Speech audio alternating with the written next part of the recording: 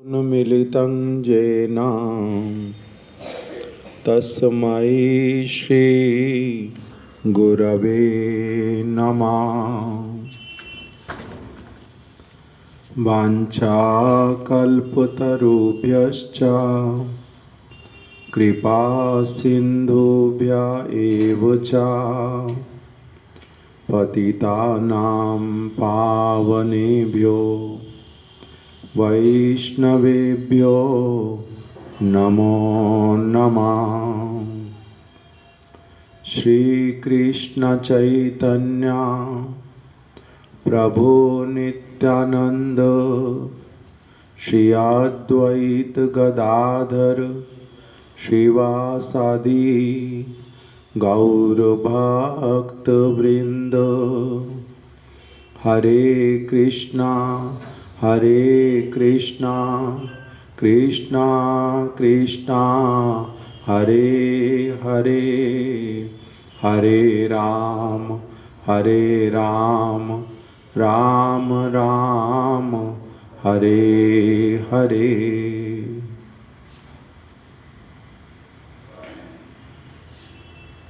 आचार्य श्री रामानुज। हम लोग श्रवण कर रहे हैं इस 4 वैष्णव आचार्य नामक ग्रंथ में से, जिसमें श्री रामानुजाचार्य जी का प्रामाणिक जो जीवन चरित्र, उसी के विषय में हम लोग श्रवण कर रहे हैं।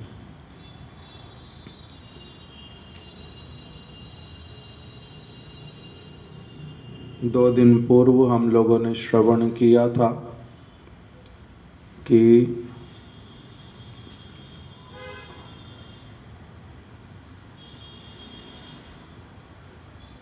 दिव्य सूरी श्री यामुनाचार्य,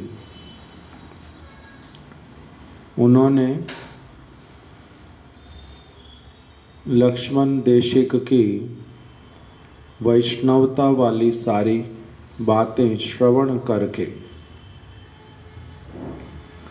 मन में एक बहुत बड़ी भावना लेकर के कि इस लक्ष्मण देशिक को मैं अपने निकट में लेकर के आ जाऊंगा और उनको अपना शिष्य धारण करूंगा, शिष्य के रूप में, और उनके माध्यम से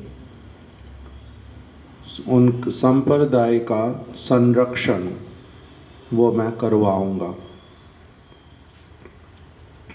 इसी भावना के साथ में वो श्रीरंगम से कांचीपुरम में गए थे। वहाँ पर लक्ष्मण देशिक को देखा तो सही, किंतु जब भी देखा यादव प्रकाश के साथ में देखा, इसीलिए उनके साथ कोई वार्तालाप हुआ नहीं और श्रीरंगम में लौट आए। वहाँ पर अपने एक आश्रित शिष्य, विश्वसनीय, साथ ही साथ में भक्ति तत्व को जानने वाले और बहुत भली प्रकार से जो मैच्योर,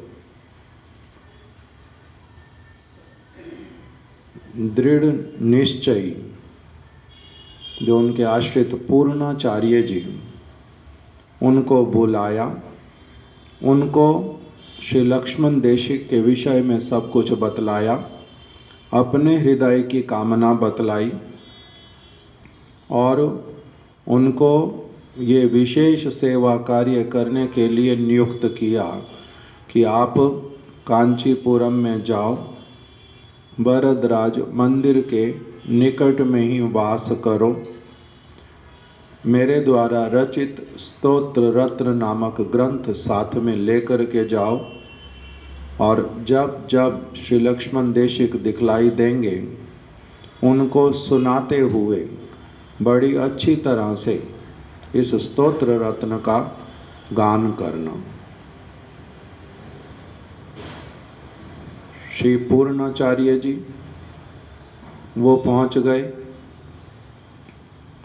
कांचीपुरम में और नित्य प्रति उसी अपने गुरुदेव की वार्ता को, आदेश को स्मरण करके नित्य प्रति भली प्रकार से स्तोत्र रत्न का पाठ करते।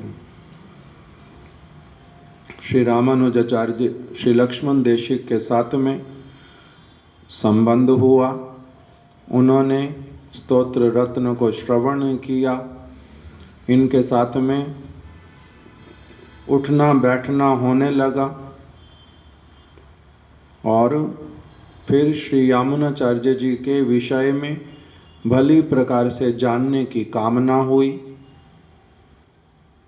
उनके भावों को, उनके विचारों को श्रवण करके अत्यधिक उल्लसित हुए और उनके दर्शन करने के लिए प्रबल कामना जागृत हो गई और प्रार्थना की कि मेरे को, पूर्णाचार्य जी को कहा, कृपा करके आप मेरे को श्री यामुन मुनि के पास में ले करके चलो। वो भी बड़े आनंदित हो गए और इनको ले करके चल पड़े श्रीरंगम की ओर। श्रीरंगम में अभी पहुँचे नहीं, कावेरी के तट से ही देखा, पहले से ही पता चल गया श्री यामुन मुनि ने अप्रकट लीला की है। और इसको श्रवण करने के साथ ही साथ में दोनों की अवस्था जो है वो बहुत ही, कहाँ तो आनंद में चलते हुए आ रहे थे और कहाँ एकदम वो परिस्थिति विषाद में परिवर्तित हो गई। किंतु तब भी श्री पूर्णानंद जी ने सांत्वना प्रदान की श्री लक्ष्मण देशिक को और स्वयं भी अपने आप को स्थिर करके वो चल पड़े कि पहले इस समय मेरा सेवा कार्य कुछ और है। मेरे गुरु पाद पद्म अप्राकृत उनका कलेवर, वो चिदानंदमय देह वाले, इसलिए उनको कोई साधारण व्यक्ति की भांति मान करके उनके शरीर के साथ में जो इच्छा वो करने प्रारंभ कर दे, ऐसे वाला उस श्रृंखलता ना हो जाए, इसलिए मेरे को शीघ्र अतिशीघ्र वहाँ पहुँचना है। वहाँ पहुँच गए और लक्ष्मण देशिक तो साथ में थे ही। उन्होंने देखा कि श्री यामुन मुनि के हाथ की, सीधे हाथ की 3 अंगुलियां वो बंद हैं। इसको देख करके उन्होंने सभी जो उपस्थित भक्तगण उनसे इसके विषय में जिज्ञासा की। सबने ध्यान दिया, जब हाथ को खोलने का प्रयास किया, अंगुली कोई भी बहुत जोर लगाने पर भी खुली नहीं। तब फिर विद्वद प्रतीति से अपने ही एक विशेष आत्मज्ञान के द्वारा, वास्तविक जो ज्ञान, उसके द्वारा श्री लक्ष्मण देशिक ने ही कहा कि ये महापुरुष जो हैं, इनकी 3 कामनाएं अपूर्ण रह गई हैं। इनके मन का कुछ अभिलाषा था जो ये अपने जाने से पहले पूरा नहीं कर पाए, इसीलिए इनके ये हाथ की 3 अंगुलियां बंद हैं। आप लोग कृपा करके मेरे को बतलाओ इनके मनोभीष्ट के विषय में, ये किस किस वस्तु की कामना करते थे और पुनः पुनः कहते थे कि जाने से पहले पूर्ण करना चाहते हैं। तब निर्णय पर पहुँचे सभी लोग और इनको बतलाया। उनकी कामना थी कि जगत के बहुत लोगों को वो क्या करें, 5 संस्कार में दीक्षित और जो गुरु परंपरागत जो विचारधारा, वो उसको अच्छी तरह से उनको शिक्षा प्रदान करके उनको पारदर्शी बना दें और साथ ही साथ में उनको भगवान की शरणागति क्या होती है, कैसे उसमें प्रतिष्ठित होते हैं, ये अच्छी तरह से सबको समझा दें। ये उनके एक मन की कामना थी। पहली मन की कामना क्या बतला दी कि बहुत सारे लोगों को वो क्या कर दें। पहला बात, पंच संस्कार में दीक्षित कर दें। दूसरा, उसी में ही साथ साथ में जो गुरु परंपरा के विचार उसमें उनको पारदर्शी बना दे, अर्थात बहुत बड़ा विद्वान और बहुत बड़ा भक्त। गुरु परंपरा के विचारों को सबको अच्छे से समझा दें। और तीसरी उनके मन में कामना थी कि शरणागति की शिक्षा भली प्रकार से देनी। ये हो गया एक उनका कामना।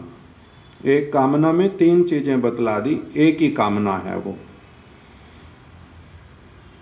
दूसरी कामना बतलाई कि श्री यामुन मुनि का बहुत प्रबल अभिलाषा था कि वो वेदांत सूत्र के ऊपर अपना भाष्य रचना करके, वेदांत सूत्र के ऊपर भाष्य रचना कर दें, जिससे कि श्री संप्रदाय जो है वो सब समय के लिए, सब प्रकार के लोगों के लिए, बड़े से बड़े विद्वान के लिए भी वो आस्था का स्थान बन जाए, प्रमाणिक वस्तु। कि यहाँ पर जो सब कुछ बोला गया है वो सारा कुछ कैसा है, परम सत्य और भगवान के निकट में वास्तविक रूप में पहुंचा देने वाला। इसलिए वेदांत सूत्र की हमारी अपनी टीका होनी चाहिए। ये उनके मन की बड़ी कामना थी। ये दूसरा। और तीसरा कामना क्या किया उन्होंने कि पारशर ऋषि, उन्होंने अपने ग्रंथ में जो सब सद उपदेश प्रदान किए हैं, अत्यधिक मूल्यवान हैं वो सारे उपदेश, किंतु आजकल के लोगों को उनकी वाली भाषा जो है वो समझ नहीं आती। तो इसीलिए मैं क्या करूँगा, उनकी भाषा सबको समझ आ जाए उसके लिए एक डिक्शनरी बनाऊंगा, अभिधान। ये तीन इनकी बड़ी प्रबल कामना थी, मन का अभीष्ट था। श्री रामानुज लक्ष्मण देशिक ने उसको सुन लिया और सुन करके एकदम से शांत होकर के, दृढ़ निश्चय वाले होकर के, कावेरी का तट, हजारों लोगों की भीड़, श्री यामुन मुनि वहां पर शयन की मुद्रा में देह त्याग कर दिया है, इस प्रकार का लीला अभिनय। किंतु उसी अवस्था में ही इन्होंने क्या किया, वज्र गंभीर। वज्र गंभीर मतलब बहुत ही ऐसी वाली वाणी जो बहुत प्रभावशाली। वज्र गंभीर शब्दों में इन्होंने क्या कहा कि ये तीनों प्रतिज्ञाएं एक एक करके इन्होंने गिनवाई कि मैं लक्ष्मण देशिक, मैं आपके चरण कमलों में प्रणत होकर के ये प्रतिज्ञा करता हूँ कि मेरा आपका जो ये अभिलाषा, इन तीनों अभिलाषाओं को मैं अपने प्राण दे करके भी पूरा करूँगा, पालन करूँगा। इस प्रकार से जब बोलते गए एक एक प्रतिज्ञा के विषय में, उनका एक एक अंगुली जो है वो क्या हो गया, खुल गया। एक एक अंगुली खुल गया। और उसी समय सब लोगों ने अच्छी तरह से अनुभव कर लिया हृदय में कि ये कोई साधारण व्यक्ति आकर के उपस्थित नहीं है, ये कोई बहुत विशेष व्यक्ति। यामुनाचार्य जी की इनके ऊपर बहुत विशेष कृपा है, इसीलिए इनको उन्होंने क्या किया था, इन्हीं को ही ये जो है अपने हाथ की अंगुलियां दिखलाई। इनके ही मन में प्रेरणा उत्पन्न हुई।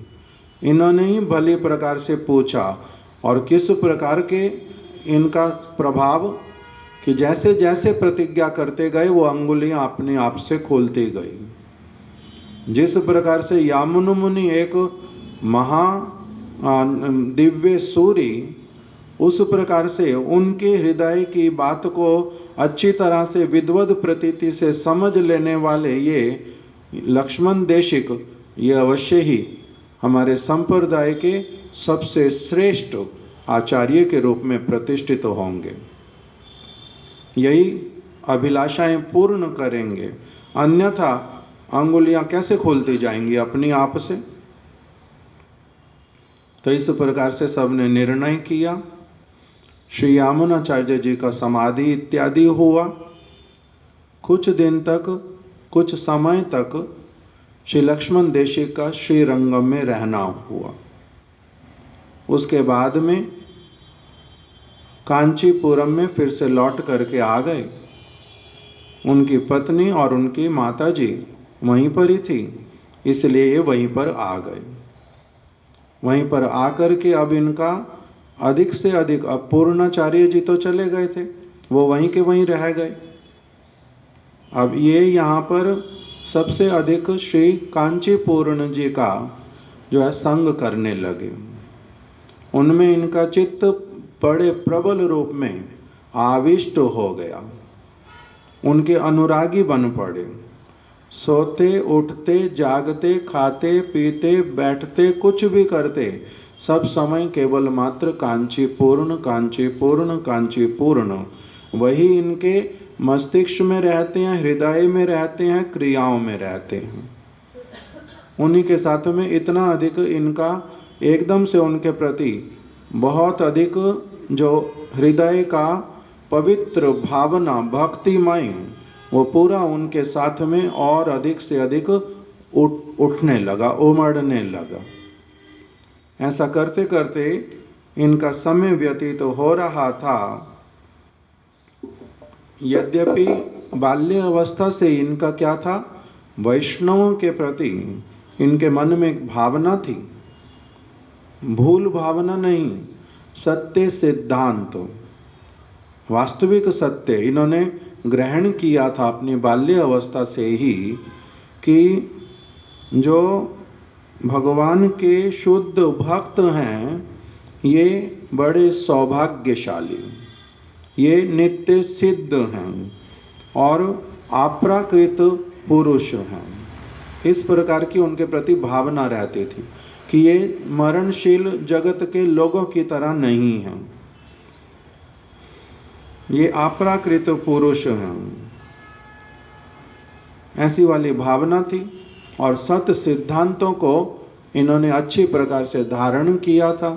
इसलिए इन्होंने अब श्री कांचीपूर्ण जी को प्रार्थना करनी प्रारंभ की कि आप कृपा करके मेरे को क्या करें, दीक्षा प्रदान करें। यद्यपि जानते हैं कि उनका जन्म जो है वो कहाँ हुआ था, शूद्र कुल में। शूद्र कुल में जन्म होने पर भी उस चीज का इनके लिए कोई गुरुत्व नहीं था, इस चीज को ध्यान नहीं देते थे। इसलिए वैष्णव के कुल को ध्यान देते नहीं, कौन से कुल का है। वैष्णव होने से ही प्रणम्य।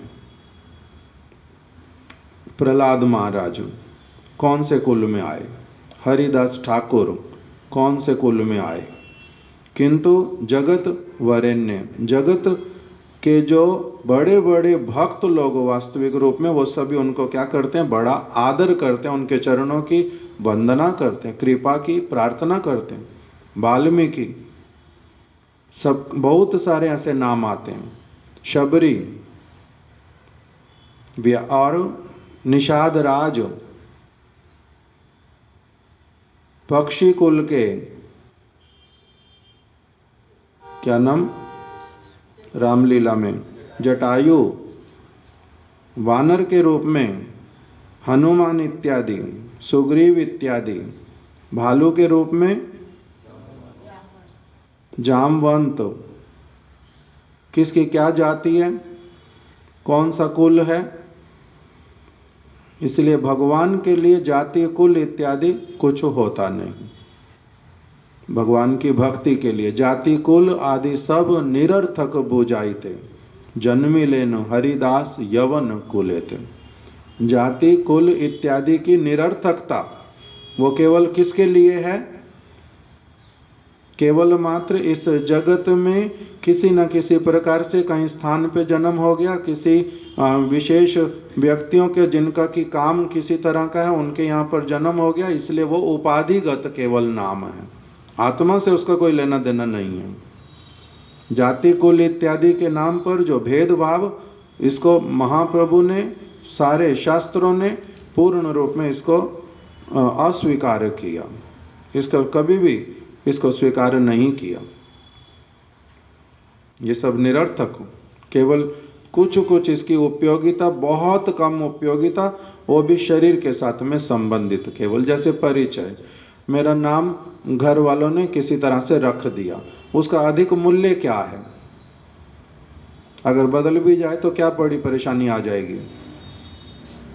बहुत सारे लोग जानबूझ के भी नाम बदलते हैं, किसी के 5 नाम भी होते हैं। नाम में क्या धरा है? किसी का नाम रखा सत्य प्रकाश और निकला महाचोर, चोरी कर करके वो जेल में मरा, फांसी लटका दिया उसको, तो उसके नाम का उसके साथ कोई लेना देना? नाम रख दिया सत्य, किंतु है क्या? पूरी तरह से मिथ्यावादी। तो इसी प्रकार से जाति, कुल इत्यादि सब निरर्थक, ये इन्होंने बड़ी अच्छी तरह से बाल्य अवस्था से ही समझ लिया था। इसलिए श्री कांची पूर्ण जी की उस चीज को तो देखा ही नहीं, इससे क्या आता है और क्या जाता है। जैसे कोई काला है कोई गोरा है, इसमें क्या आता है और क्या जाता है? मूर्ख लोगों के लिए केवल उसमें आना और जाना होता है। महाराज जी बोलते थे, एक पगली माता उनके पास आती थी, मेरे बच्चे का विवाह महाराज जी हो जाए कृपा करो, मेरे बच्चे का विवाह हो जाए कृपा। हर साल यही बोलती है, 5 साल से। महाराज जी बोलते हैं कि माता जी क्या बात है, बच्चे का विवाह होता क्यों नहीं 5 साल से? शरीर दिखा करके अपना बोलती है, मेरे को चाहिए मेरे रंग से 21 बहू का रंग, और मिलता है 19 वाला, 19.5 वाला, 20 वाला, 20 वाला मिलता है। ये क्या 20 और 21 क्या होता है पता नहीं, क्यों कहाँ से शुरू हुआ। 100 क्यों नहीं बोला, 100 200 क्यों नहीं बोला, किंतु वो मेरे से क्या है 19 मिलती है, 19.5 मिलती है, 20 वाली मिलती है, किंतु 21 वाली नहीं मिलती। मेरे को बहू कौन सी चाहिए? 21 वाली। माता जी उसका चरित्र, माता जी उसका कुल, वो बाद की बात, देखने में तो अच्छी हो कम से कम, मेरे से रंग उसका अच्छा होना चाहिए। बाकी सारी चीज़ों की मुझे कोई चिंता नहीं है ज़्यादा, वो अब एडजस्टमेंट हो जाती है। किस चीज़ की चिंता? केवल किस चीज़ की? थोड़ी सी गोरी हो, बस इतना तक ही बुद्धि काम करती है। इसका मतलब क्या? अपने आप दिखा, ऐसे पढ़ी लिखी माता जी और अच्छे घर की, अच्छा पैसा, बड़े अच्छे से बात करती थी, महाराज ने तब भी उसका नाम रखा पगली माता जी। मतलब क्या? कि जो इस प्रकार की चीजों को केवल देखता है उसका नाम क्या होता है? पागल। कोई गोरा है बहुत अधिक हो किंतु महारोगग्रस्त हो, तो उसका मूल्य हो गया। तो इसीलिए ये जो सारी वस्तुएं निरर्थक हो, किंतु मूर्ख व्यक्ति इन चीजों को समझता नहीं। तो कोई कोई क्या ध्यान देते हैं, महाराज एक श्लोक सुनाते थे कि एक पिता जब अपनी पुत्री का विवाह करता है वो किस चीज पे ध्यान देता है? वो ध्यान देते हैं कुल कैसा है। कुल कैसा है का मतलब इसके संस्कार कैसे होंगे, इसके माता पिता कैसे हैं, इनका दादा दादी कैसे हैं, इनका पुरखा कैसा है, इतिहास कैसा है इन लोगों का, इस चीज को देखते हैं। वो अच्छा है ना खराब वाला है। और माँ जो है वो क्या देखती है? धन कितना है उसके पास में, तभी अपनी बच्ची दूंगी। किंतु धन बहुत है, चरित्रहीन है, वो नहीं देखेगी। क्यों? साधारण रूप में ये वाले शब्द व्यवहार किए जाते हैं कि स्त्रियां जो हैं वो सेंटिमेंटल, उनका दृष्टिकोण कुछ और, पुरुषों का कुछ और। किंतु ये भी केवल मात्र क्या कहेंगे, ये भी एक रिलेटिव टर्म है। रिलेटिव का मतलब कहने की बात सबके ऊपर लागू नहीं होती, न सारी स्त्रियों पे न सारे पुरुषों पे। कुछ कुछ पुरुष भी ऐसे होते हैं। पुरुष देखेगा धन, स्त्री देखेगी कुल, पुरुष देखेगा गोरापन, स्त्री देखेगी कुछ चरित्र, अलग अलग हो सकता। केवल ये कहने के लिए कि कोई क्या देखता है, धन देखता है, कोई देखता है चरित्र कैसा है। स्त्री लड़की क्या देखती है जो विवाह करेगी, साधारण रूप में श्लोक में बता दिया, पिता देखता है कुल, माता देखती है धन। लड़की जिसका विवाह होगा वो कन्या क्या देखेगी, पति सुंदर कितना है।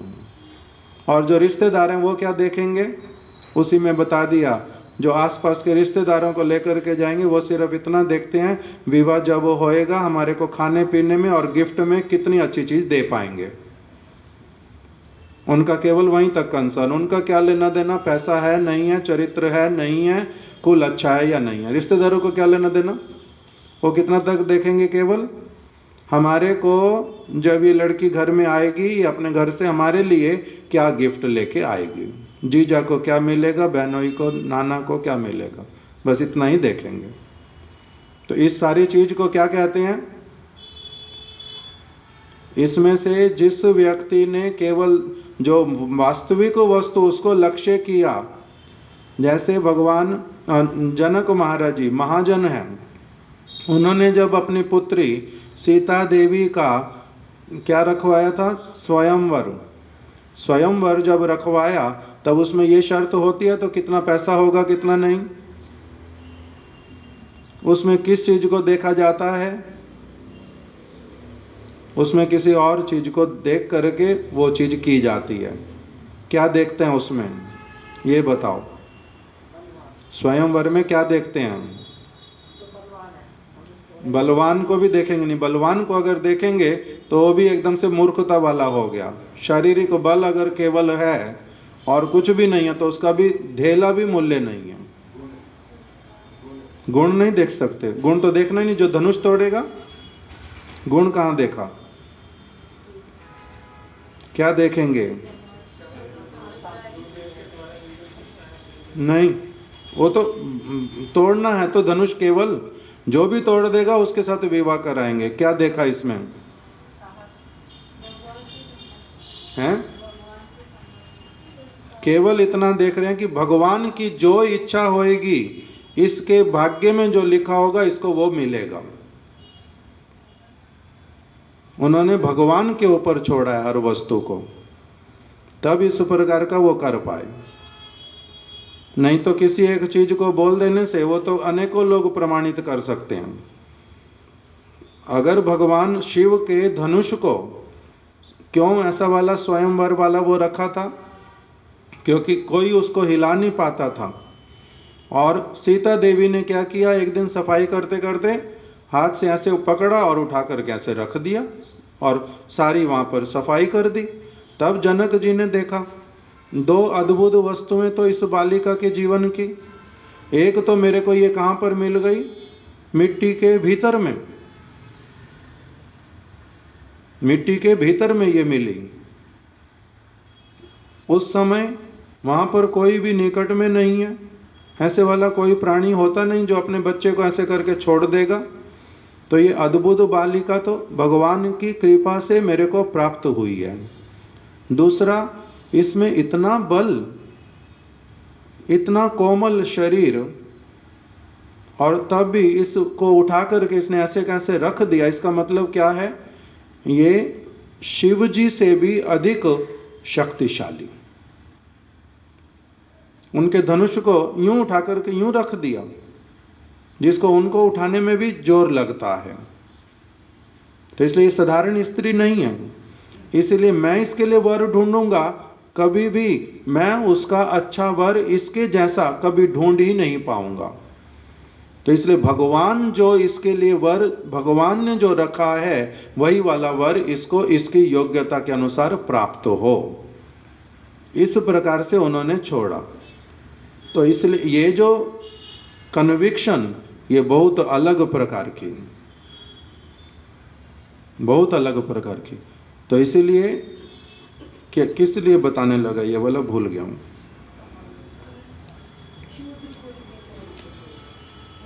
हाँ, तो जन्म निरर्थक बुझाइते, जाति कुल आदि सब निरर्थक बुझाइते। जाति हुआ, कुल हुआ, ये सब कुछ निरर्थक है।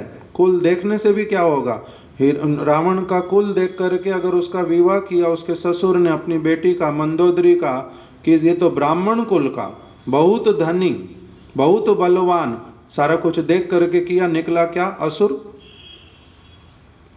निकला, तो असुर। बहुत सारे लोगों ने विवाह किया धन देख करके, धन देख करके किया, थोड़े दिनों बाद बैंकक्रप्ट हो गया, कर लो धन देख करके विवाह।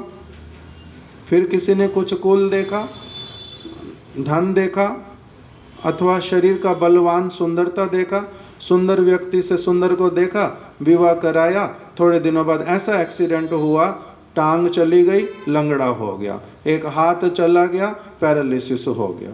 ले, अच्छा वाला पति मिला, बहुत बलवान। ऐसा होता ना, नहीं होता, बहुत प्रकार की चीजें होती हैं। तो इसीलिए बोलते हैं जाति हो, कुल हो, ये सब निरर्थक, देखने की वस्तु कुछ और होती है।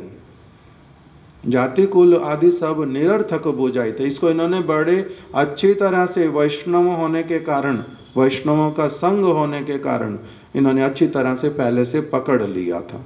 इसलिए इन्होंने क्या किया, ये भगवान के ऊपर शरणागत, गुरु के वचन के अनुसार सारा जीवन चलने वाले और बड़े पवित्र चरित्र वाले, कभी भी क्रोधित नहीं होते, लोभी नहीं है, किसी मान अपमान की चिंता नहीं करते हैं, इस प्रकार के जो ये भगवान की भक्ति में सब समय अनुरक्त रहने वाले जो कांचीपूर्ण हैं, उनके चरणों में क्या किया, दीक्षा लेने के लिए प्रार्थना करने लगे। उन्होंने ये नहीं देखा सुंदर है नहीं है, बलवान है नहीं है, कौन से कुल के हैं नहीं है, ये सारी चीजें वहां पर निरर्थक। जब बहुत अच्छी वस्तु को कोई लक्ष्य करता है तो ये गुरु को लक्ष्य कर रहे हैं, गुरु कैसा होना चाहिए, उसके लिए इन्होंने किसको चयन किया, सबसे पहले कांचीपूर्ण जी को। अब कांचीपूर्ण से दीक्षा ग्रहण करने के लिए वार्तालाप करना चाहते थे और किसी उपाय के द्वारा उनका उच्छिष्ट मुझे मिल जाए, इसलिए उनको अपने घर पर निमंत्रण किया। निमंत्रण तो पहले भी करते थे, सेवा पहले भी करते थे, मिलते पहले भी थे, आज बड़े अलग प्रकार की भावना के साथ में उनको क्या किया, अपने घर पर बुलाया, आमंत्रित किया। वैष्णव प्रवर कांचीपूर्ण ने भी इसके प्रत्युत्तर में अपने कौशल से लक्ष्मण देशिक की स्मार्त विचारों वाली पत्नी की वंचना कर उसके द्वारा अपने उच्छिष्ट प्रसाद सहित पत्ते को भी बाहर फेंकवा दिया। इस प्रकार कांचीपूर्ण ने अपना उद्देश्य सिद्ध कर लिया और लक्ष्मण की आकांक्षा पूर्ण नहीं हो सकी। ये तो हम लोगों ने श्रवण किया था पहले भी। कांचीपूर्ण जी को अपने घर पर बुलाया, उन्होंने समझ लिया इनका उद्देश्य क्या है। एक तो क्या उद्देश्य है कि ये मेरे को प्रसाद पवाएंगे और उससे क्या होगा, फिर मेरा जूठा खाएंगे, वो मेरे को अपना जूठा किसी को देना नहीं है। किस लिए जूठा नहीं देना है और कौन देते हैं, अपना जूठा किसी को नहीं देना चाहिए, किसी का जूठा खाना भी नहीं चाहिए। जो खाने की थाली उसमें शेयर नहीं करते, देना या लेना। बृहद भागवतामृत में लिख करके रखा, श्री कृष्ण भगवान होने पर भी जब तक उनका ब्रज में वास हुआ तब तक इस वस्तु का कोई विचार किया नहीं, किंतु जब वो मथुरा में गए तब उनका उपनयन संस्कार हुआ। उपनयन संस्कार के बाद में उन्होंने ना कभी किसी को अपना जूठा दिया, ना कभी किसी का जूठा लिया। इसका अर्थ क्या होता है? उपनयन का अर्थ वास्तविक रूप में एक प्रकार से अगर कहते हैं उसका अर्थ तो दीक्षा, गायत्री मंत्र इत्यादि मिलना, गायत्री प्राप्त हो गई। अब इसको क्या करना है? सदाचार में रहना है। सद आचरण क्या है?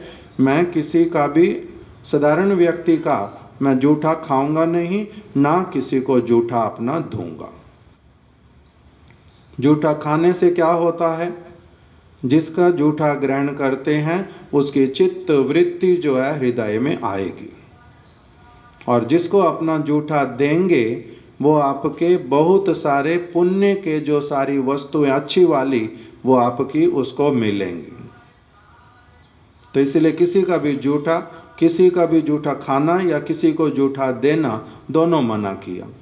उच्छिष्ट नहीं देते, उच्छिष्ट नहीं लेते। तो अब कांचीपूर्ण जी जो हैं ये भी अपना जूठा देना चाहते नहीं। जूठे का मतलब केवल मात्र भोजन भी नहीं होता, जूठे का मतलब उपदेश भी होता है। जूठा का मतलब जो एक व्यक्ति के मुख से, जिह्वा से, कंठ से, अधर और ओष्ठ से लग करके जो चीज आई है उसी को जूठा कहते हैं। शुकदेव गोस्वामी ने भागवत बोल दी और व्यास जी ने उस कथा को लिखा पूरा। उसमें उन्होंने लिख दिया शुक मुखाद अमृत द्रव संयुक्तम। भगवान की कथा ये कैसी वाली है उसके लिए बताया। शुक मुखाद अमृत, ऐसे तो भगवान की ही कथा है, किंतु उसी के ऊपर भी शुक ने क्या कर दिया? अपना मुख लगा दिया, अर्थात तो उस कथा को अपने मुख से बोल दिया। शुक ने जब उस कथा को बोला तो वो क्या बन गया? शुक मुखाद, मुख अमृत, उसमें जो अमृत उस मुख के भीतर में, शुक मुखाद अमृत द्रव, द्रव वाली वस्तु, लिक्विड द्रव, शुक मुखाद अमृत द्रव संयुक्तम। ये भगवान के वचन क्या हो गए? उससे भी संयुक्त हो गए। जैसे अमरूद लगा हुआ है पेड़ के ऊपर, पक गया अच्छी तरह से, बड़ा सुगंधी, देखने में अत्यंत सुंदर। उसी समय शुक ने आकर के उसमें क्या कर दिया? अपनी चोंच लगा दी। चोंच लगाने का मतलब ही क्या हुआ? मुख का अमृत जो है उसके मुख में अपना जो अमृत है उसने क्या किया? अमरूद में से एक टुकड़ा छोटा सा लेके खा लिया, और जैसे ही उसने उसको लेकर के खाया तो उसके साथ ही साथ में बाकी जो सारा था उसमें क्या हो गया? उसके मुख का अमृत वहाँ पर लग गया, और उसी से वो अमरूद क्या हो उठा? और अधिक बहुत मीठा, रसदार था, पका हुआ था, सुंदर था, बहुत अधिक सुगंधित था। उसमें जब ये द्रव लगा दिया इन्होंने, थोड़ा सा खाया, अमृत पूरा उसमें जब लग गया तो वो क्या हो गया? अत्यंत स्वादिष्ट। तो इसको भी क्या बोलते हैं? शुकदेव गोस्वामी ने जो कथा बोल दी ये भी कैसी वाली बन गई? ऐसे भगवान की कथा, उसमें जब इन्होंने मुख लगा दिया वो और भी शुक मुखाद अमृत द्रव संयुक्तम, इनके मुख से निकले हुए अमृत से वो क्या हो गई? मिल गई। तो इसलिए उपदेश करना भी क्या होता है? अपना मुखामृत उच्छिष्ट देना, ये भी उच्छिष्ट देना होता है, ये भी उच्छिष्ट है। तो कहते हैं ना किसी को देना ना किसी को लेना। किसका उच्छिष्ट खा सकते हैं? फिर उच्छिष्ट खा किसका सकते हैं?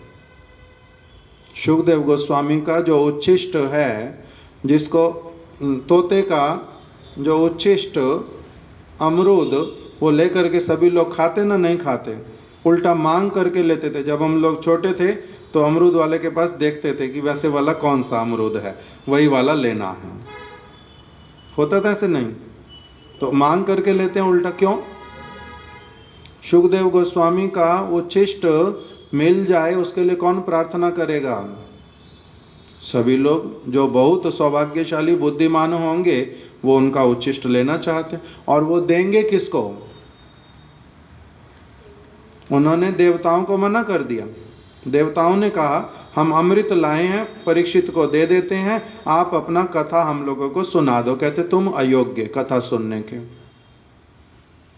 तुम्हें दूंगा भी अगर मैं कथा, वहां पर वो कथा टिकेगी नहीं, व्यर्थ चली जाएगी। क्यों? क्योंकि तुम्हें अभी तक भी क्या पता है मन में कि अमृत के बदले में कथा मिल सकती है, उसका तुमने मूल्य अभी तक जाना ही नहीं कि वो कैसी वस्तु है। उनको नहीं दिया, उनको नहीं दी। दिया किसको? परीक्षित महाराज जी को। उनकी कुछ योग्यता है, जिसको दिया जाता उसकी योग्यता होती है अलग प्रकार की, उसका शरणागति होता है, उसका संबंध होता है, उसकी कुछ आकांक्षा होती है, वो सारा कुछ देखते हैं तभी देते हैं। इसलिए ऐसे वाले वैष्णव लोगों के हमारे कीर्तन है, भक्ति विनोद ठाकुर जी कीर्तन करते हैं,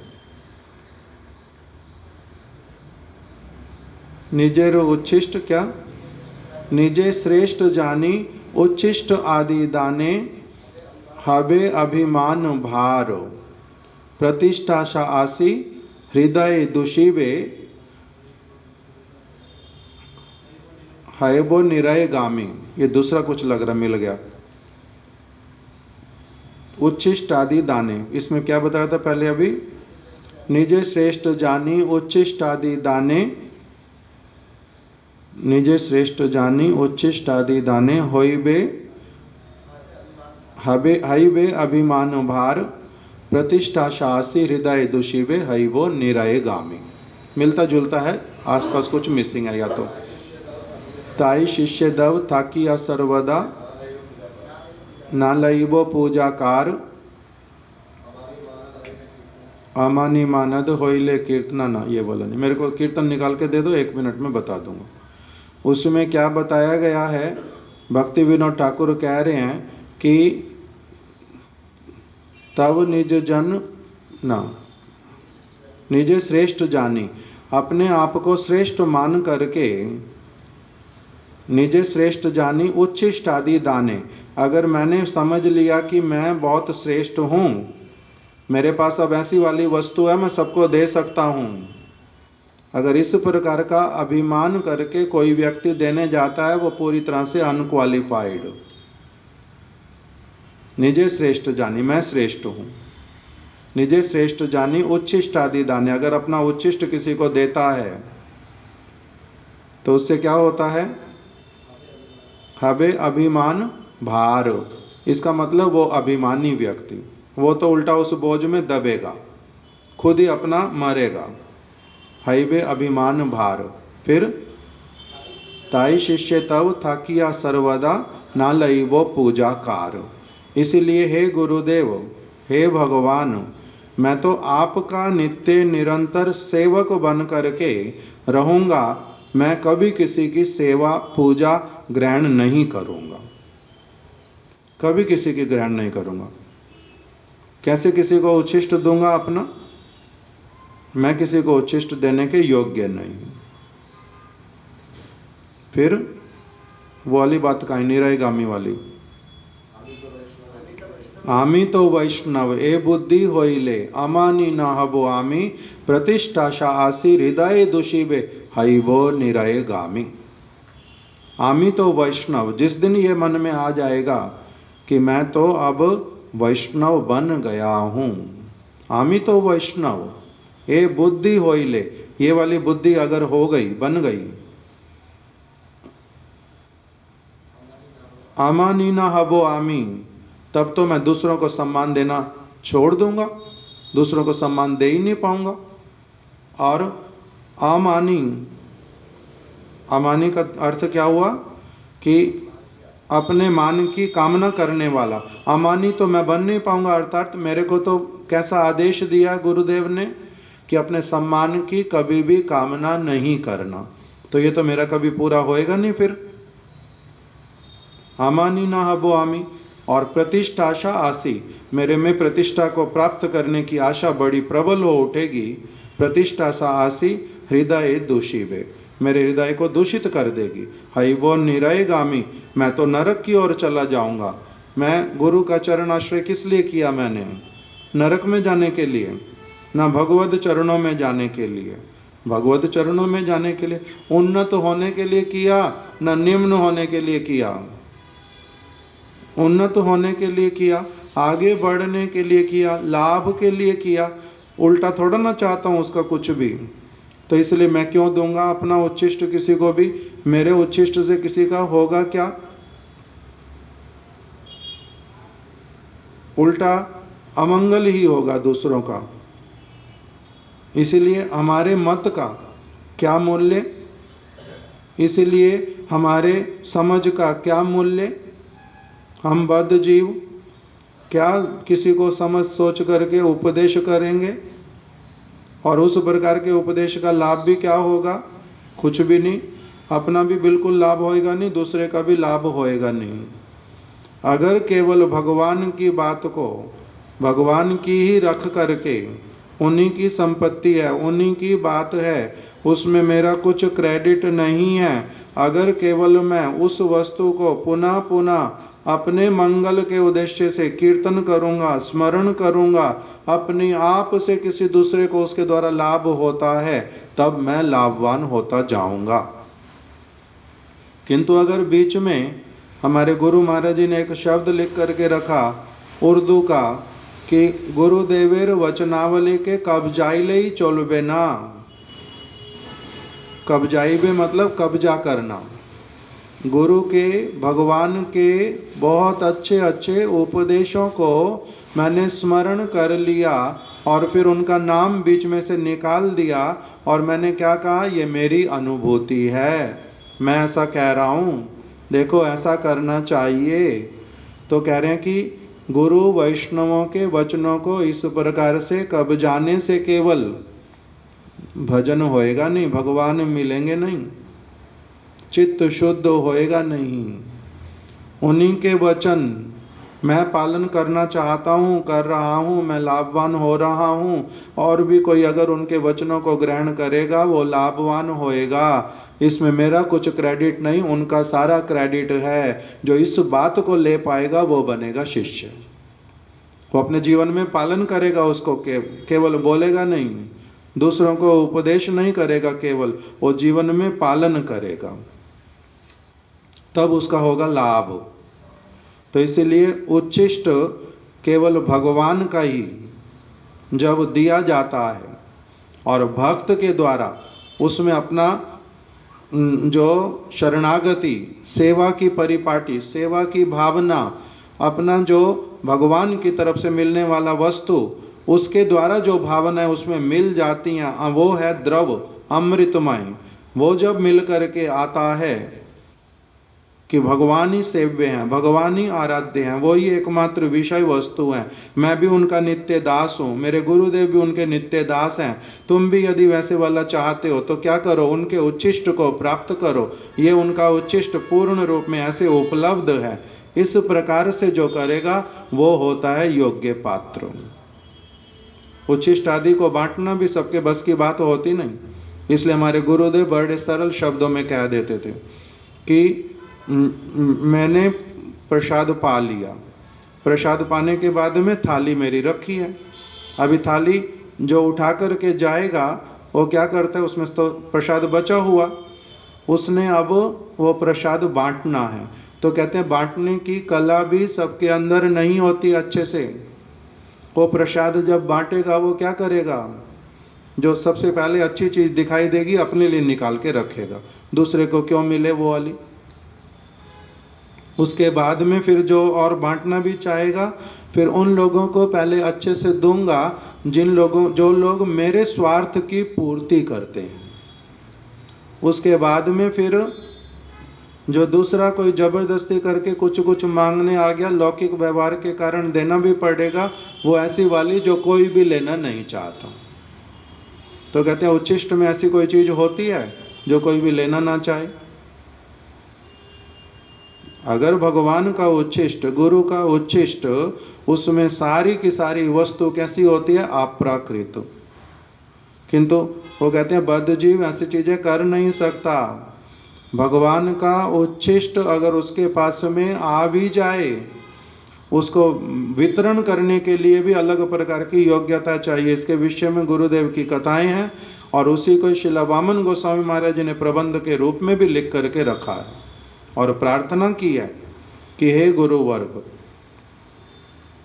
हे भगवान, आपका उच्छिष्ट राधा रानी के हाथ से बना हुआ भोजन कृष्ण ग्रहण करते हैं, केवल उनके हाथ से बना हुआ आपके द्वारा उपभोग किया गया और फिर आपके परम भक्तों के द्वारा उसको ग्रहण किया गया। ललिता, विशाखा, चित्रा, चंपक लता, अनेक आपके परिकरों के द्वारा जो ग्रहण किया गया, जो उच्छिष्ट महाप्रसाद, इसको धारण करने की, इसको वितरण करने की योग्यता प्रदान करो।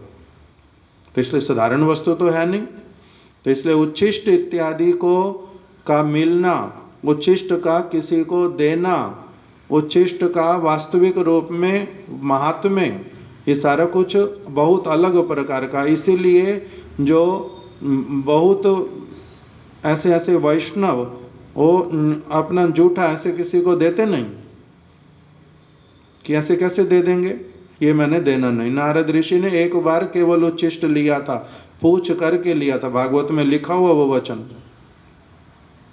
ऋषियों ने प्रसाद पा लिया, किसी एक ऋषि का कह रहे पत्तल में प्रसाद बचा हुआ था, मैंने उनसे पूछ लिया कि ये वाला प्रसाद जो है मैं ग्रहण कर लूं। उन्होंने बड़े प्रीतिपूर्वक मेरे को सहमति दे दी।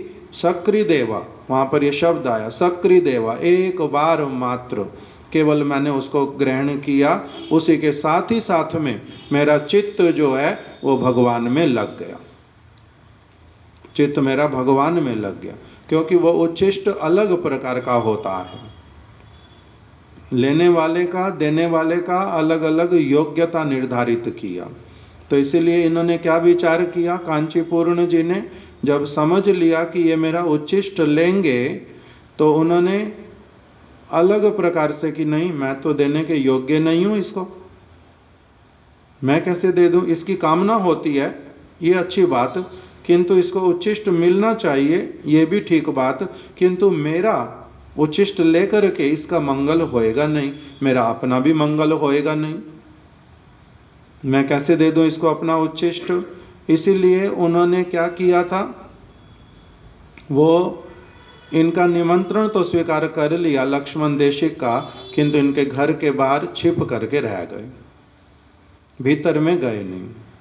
ये प्रतीक्षा करते रहे, करते करते करते करते बाद में उनको वरद राज मंदिर में देखने के लिए चले गए, जे कोई दुर्घटना तो नहीं हो गई, कोई और चीज तो नहीं है, आए क्यों नहीं है, वचन दिया था भोजन स्वीकार करेंगे, आए नहीं है, देखने के लिए चले गए वरद राज मंदिर में।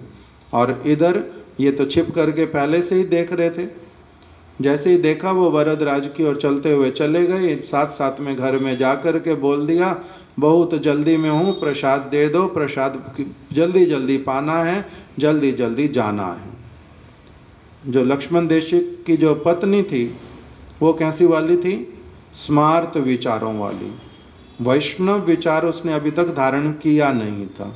लक्ष्मण देशिक ने बहुत समझा लिया था, किंतु वो उस वस्तु को स्वीकार नहीं कर पा रही थी, अपने संस्कारों के कारण उन्होंने स्वीकार नहीं किया था। इसलिए क्या हो गया, प्रसाद तो पवा दिया, बना हुआ था पहले से, प्रसाद पवा दिया साथ साथ में, और उनका पत्तल फेंकवा दिया बाहर, वहाँ पर अच्छे से सफाई कर दी, और जो अवशिष्ट बचा हुआ था वो भी उठा करके बाहर छोड़ दिया, और फिर से रसोई साफ करके नए सिरे से बनाने लगी।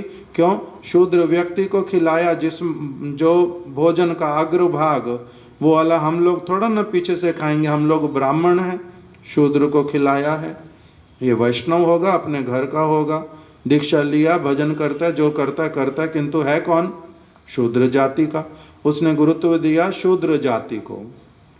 इसीलिए सारा कुछ फेंकवा दिया। और जब श्री राम लक्ष्मण देशिक आए तब उनका मन में क्या हुआ, बड़ा दुख हुआ ये सारा कुछ सुन करके कि ये इसने क्या किया। और उनकी स्थिति भी समझ ली मन में कि क्यों उन्होंने ऐसा किया, मेरे पीछे से क्यों आए, कि मेरे को अपना उच्छिष्ट नहीं देना चाहते। उन्होंने इस बात को भान हो गया उनको कि मैं उनका उच्छिष्ट लूँगा, तो इसलिए मन में दुख करने लगे। इस प्रकार का वहाँ लिख करके रखा सारा। अब इससे आगे वाला हम लोग कल श्रवण करेंगे।